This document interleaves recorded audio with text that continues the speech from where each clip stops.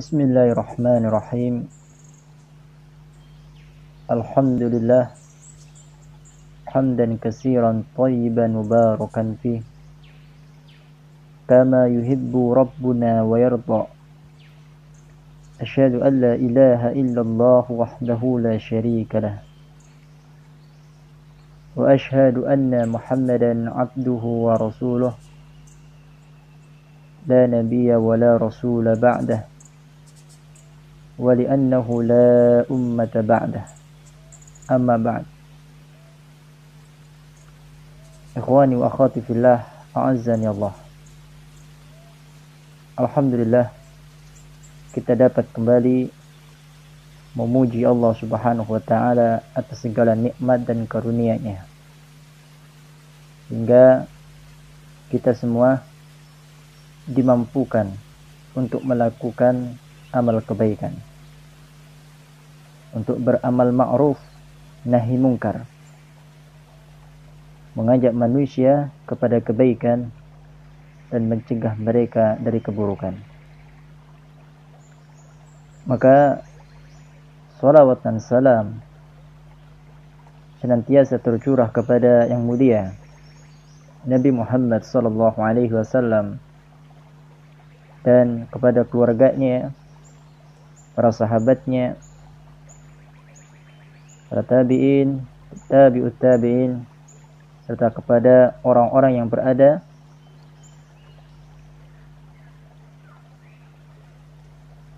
manhaj mereka hingga tegaknya hari kiamat. Ikhwan wa akhwati fillah, azani Allah.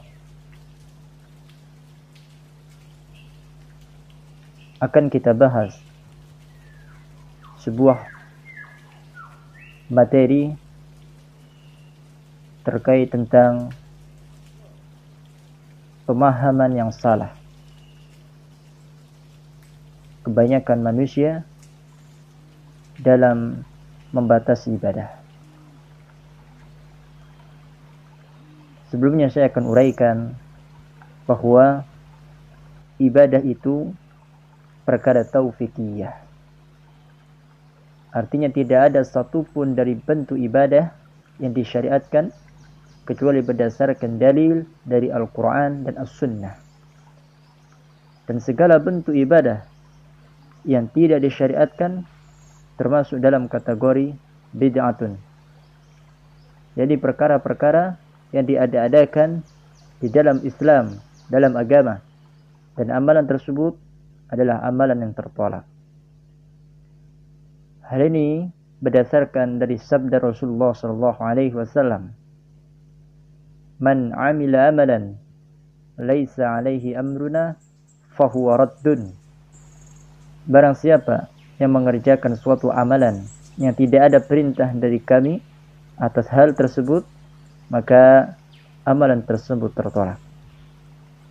Hadis ini muttafaq alaih, riwayat Bukhari dan riwayat Imam Muslim rahimahumallahu ta'ala.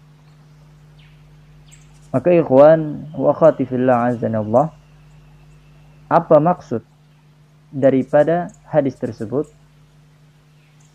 Maka yang dimaksud adalah amalan yang telah ia kerjakan tertolak dan tidak diterima oleh Allah Subhanahu wa ta'ala. Bahkan ia berdosa karena mengerjakan amalan-amalan yang muhdatsah tersebut. Sebab amalan tersebut adalah kemaksiatan dan bukan sebuah ketaatan kepada Allah Subhanahu wa ta'ala. Kemudian manhaj yang benar dalam melaksanakan seluruh ibadah yang disyariatkan adalah dengan sikap pertengahan antara meremehkan dan bermalas-malasan, dengan sikap ekstrim dan berlebih-lebihan. Dan Allah Subhanahu wa ta'ala telah berfirman, "Fastaqim kama umirta wa man taba ma'aka wa la tatghaw." Maka tetaplah kalian pada jalan yang benar sebagaimana diperintahkan kepada kalian, dan juga kepada orang-orang yang telah bertaubat bersama kalian, dan janganlah kalian melampaui batas. Jadi ini adalah firman Allah yang kita dapat baca pada Quran surat Hud ayat 112. Dan ayat mulia ini ikhwah adalah tapal batas bagi langkah manhaj yang benar dalam pelaksanaan ibadah, yaitu dengan beristiqomah dalam pelaksanaan ibadah pada jalan yang pertengahan, yang seimbang, dan tidak dikurang-kurangi dan juga tidak dilebih-lebihkan. Kemudian Allah Subhanahu wa taala menegaskan lagi dengan firman-Nya, dan janganlah kalian melampaui batas. Maka tughyan adalah melampaui batas dengan bersikap ekstrim dan memaksakan kehendak serta mengada-ada, dan hal ini disebut dengan ghuluwun, yaitu perkara yang berlebih-lebihan. Dan ini dibenci oleh Allah dan ini tercela. Jelas ya? Dan ketika Rasulullah SAW mengetahui bahwa 3 orang dari para sahabatnya saling berbincang waktu itu, dan mereka hendak berniat berlebih-lebihan dalam beribadah, di mana salah seorang dari mereka mengatakan, aku akan senantiasa terus berpuasa dan tidak akan pernah berbuka. Dan yang kedua mengatakan, aku akan terus mengerjakan sholat tanpa ada tidur. Sedangkan yang terakhir, orang yang ketiga, apa yang dikatakannya? Dia mengatakan, aku tidak akan menikahi wanita. Aku akan terus lajang dan terus jomblo saja. Maka Rasulullah SAW bersabda kepada mereka bertiga. Dalam sebuah hadis telah disebutkan yang diriwayatkan oleh Anas ibnu Malik. Lakinni ana usalli wa anam wa asum wa uftir wa atazawwajun nisaa faman rahiba an sunnati falaysa minni. Sedangkan aku, kata Rasulullah, maka aku mendirikan salat serta tidur. Aku berpuasa serta berbuka, dan aku juga menikahi seorang wanita. Maka barang siapa yang membenci sunnahku, maka ia bukan dari golongan umatku. Demikian hadis Rasulullah SAW. Dan hadis ini muttafaq alaih. Dan sekarang manusia, realita menunjukkan bahwa mereka terbagi menjadi 2 golongan yang saling bertentangan terkait tentang masalah ibadah itu.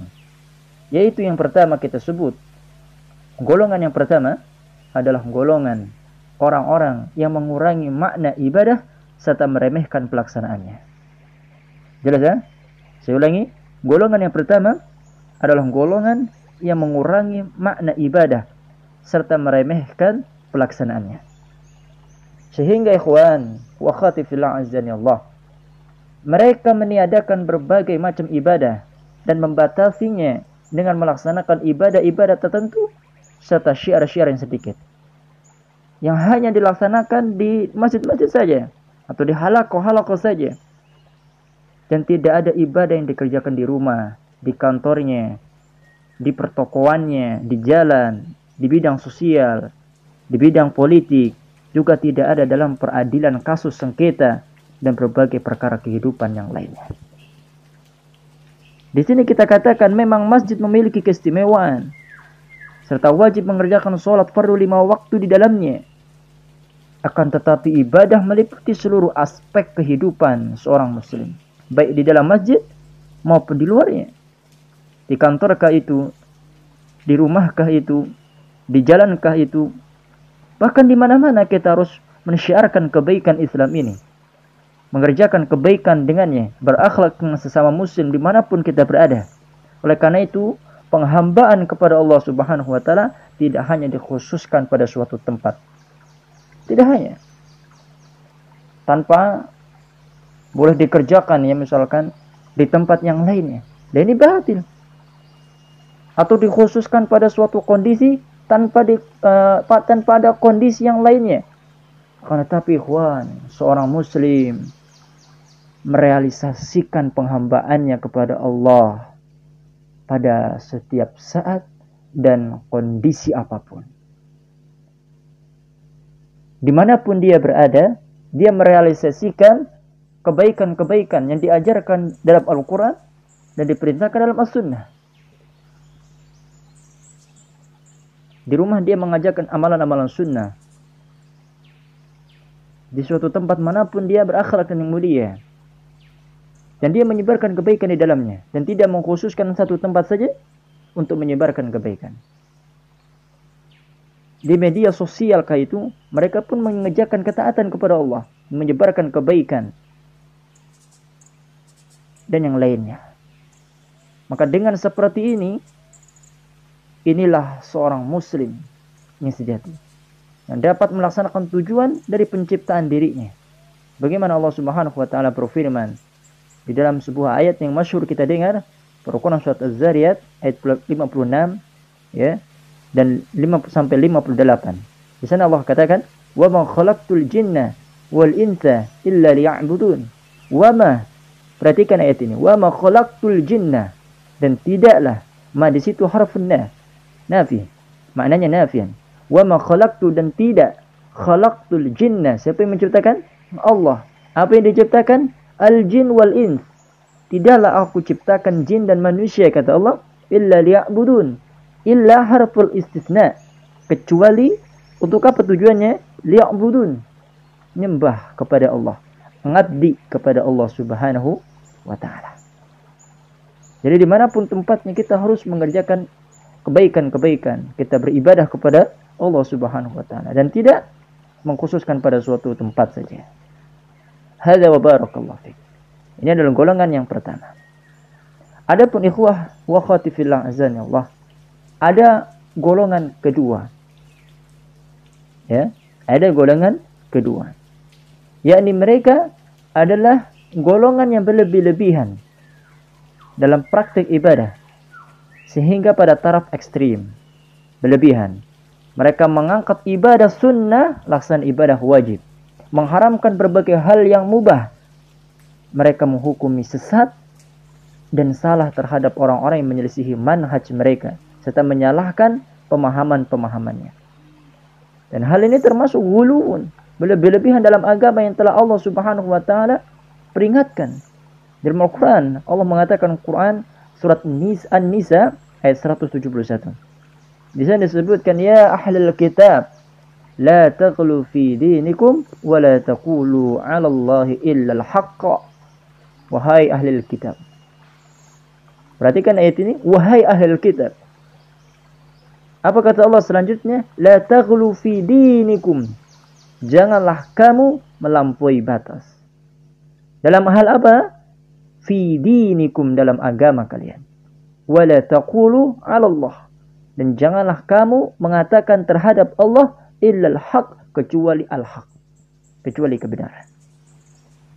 Dan juga Nabi-Nya sallallahu alaihi wasallam telah memperingati umatnya dari perbuatan berlebih-lebihan. Beliau bersabda, ya ayuhan nas. Siapa yang Rasulullah seru di sini? Seluruh manusia yang berkulit hitam, yang berkulit putih, yang pendek dan yang panjang, serta semua Rasulullah panggil sebagai umatnya, yang dimana mereka adalah umat Muhammad, seharusnya tersindir dan merasa terpanggil dengan suruhan Nabi sallallahu alaihi wasallam ini. Kata Nabi, ya ayuhan nas, iyyakum wal ghuluwa fid din. Apa pesan Nabi? Iyyakum wal ghuluwa fid din. Jauhilah oleh kalian sikap ghulu, berlebih-lebihan, fid din, dalam agama. Fa innahu ahlaka man kana qablakumul ghuluwu fid din. Karena sesungguhnya, ketahuilah, yang membinasakan kaum-kaum sebelum kalian itu apa? Al-ghulu fid din. Itu sikap ghulu, berlebih-lebihan dalam agama. Hadis ini diriwayatkan oleh Imam An-Nasa'i rahimahullah taala dalam kitab Al-Hajj, ya. Dan juga dalam diriwayatkan oleh Ibnu Majah rahimahullah taala dalam kitab Al-Manasik. Maka ikhwan wa akhwati fillah azza ya Allah. Dan tidak hanya ini saja. Saya bawakan sebuah hadis, ya, yang diriwayatkan oleh Imam Muslim dalam kitab Al-Ilm. Kata Rasulullah sallallahu alaihi wasallam, ya, di sana bersabda, halakal mutanatti'un, atau kama qala Rasul, celakalah orang-orang yang berlebih-lebihan. Orang-orang yang berlebih-lebihan dalam hal apa? Dalam agamanya. Al-ghuluwu fid din. Dia berlebih-lebihan, hulu dalam agamanya. Maka ikhwani wa akhwati fillah azanallah, sebaik-baik petunjuk adalah petunjuk Muhammad Rasulullah utusan Allah. Dan seburuk-buruk perkara adalah perkara yang diada-adakan. Wa iyyakum muhdatsatil umur fa inna kulla muhdatsatin bid'ah wa kulla bid'atin dhalalah wa kulla dhalalatin finnar. Dan kita berpegang teguh kepada sunnah Rasulullah dan juga sunnah khulafaur rasyidin. Sebagaimana perintah dari Rasulullah, fa'alaikum bisunnati wa sunnatil khulafair rasyidin. Dan kita tetap beristiqamah di dalam menjalankan perintah-perintah baik dalam Al-Quran maupun petunjuk Rasulullah. Karena Rasulullah mengatakan, inni qad taraktum fiikum syai'aini, telah kutinggalkan kepada kalian dua perkara. Fatamassaku biha, maka berpegang teguhlah kalian. Walan tadillu ba'dahuma, dan kalian tidak akan tersesat setelahnya.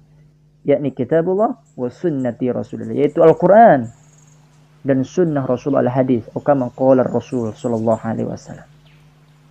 Hada barakallahu li wa lakum wa li sairil muslimin wa barakallahu wa jazakumullah.